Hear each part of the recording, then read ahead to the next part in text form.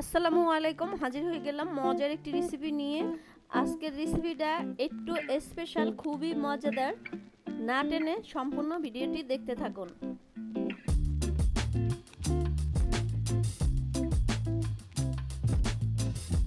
এখানে আমি বড় রুই মাছের ডিম নিয়েছি, আর এই ডিমটা কিন্তু আমি ভালো করে ধুয়ে পরিষ্কার করে নিয়েছি।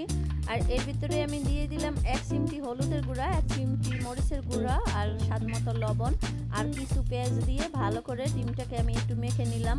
এবারে আমি তেলে ভেজে নিব। তো এখানে আমি তেল দিয়ে ভালো করে তাওয়াটা গরম করে নিয়েছি, আর তার ভিতরে আমি গোলানো ডিমগুলো দিয়ে দিলাম। তবে এই ডিমগুলো কিন্তু একটু আস্তে আস্তেও থাকবে, আর কিছুটা একটু এরকম মুরগির ডিমের মতো গলানো থাকবে। মাছের ডিমটা এইভাবে ভেজে নিলে কিন্তু একেবারে মুরগির ডিমের মতো ভাজা হয়ে যায়। তো এই ডিমটাও কিন্তু ভাজা হয়ে গেছে। এবারে আমি পিস পিস করে কেটে নিব।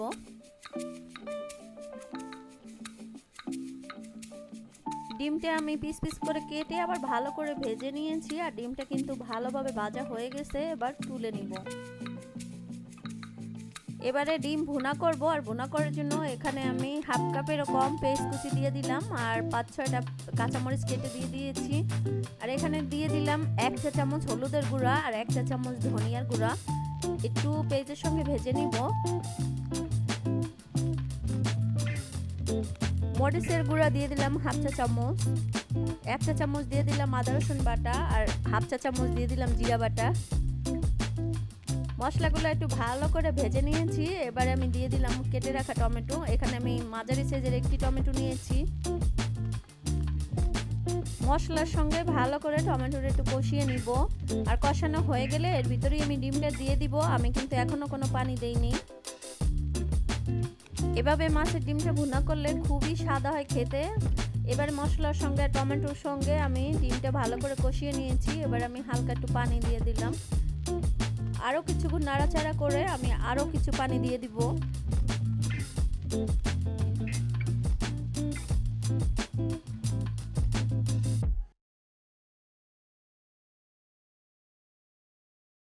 লবণ দিতে ভুলে গিয়েছিলাম। এবারে দিয়ে দিলাম স্বাদ মতো লবণ, আর লবণটা দেওয়ার পরে আবার একটু নেড়ে চেড়ে দিতে হবে।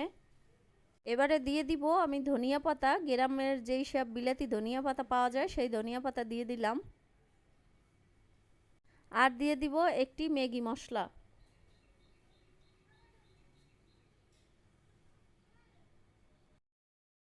ম্যাগি মশলা দেওয়ার পরে আরও কিছুক্ষণ নাড়াচাড়া করে নিতে হবে। এবারে কিছুক্ষণের জন্য একটু ঢেকে রান্না করব।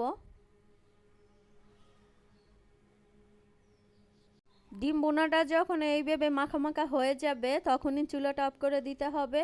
তো ডিমটা কিন্তু মাখা মাখা হয়ে গেছে। আমি আর বেশিক্ষণ চুলায় রাখবো না। আমি চুলাটা অফ করে দিয়ে চুলা থেকে নামিয়ে নিব। একটু মাখা মাখা রেখেছি, আর চুলা থেকেও নামিয়ে নিলাম।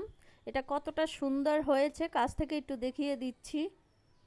আমরা অনেকেই কিন্তু বড় মাছের ডিমগুলো ফেলে দেই, খাই না।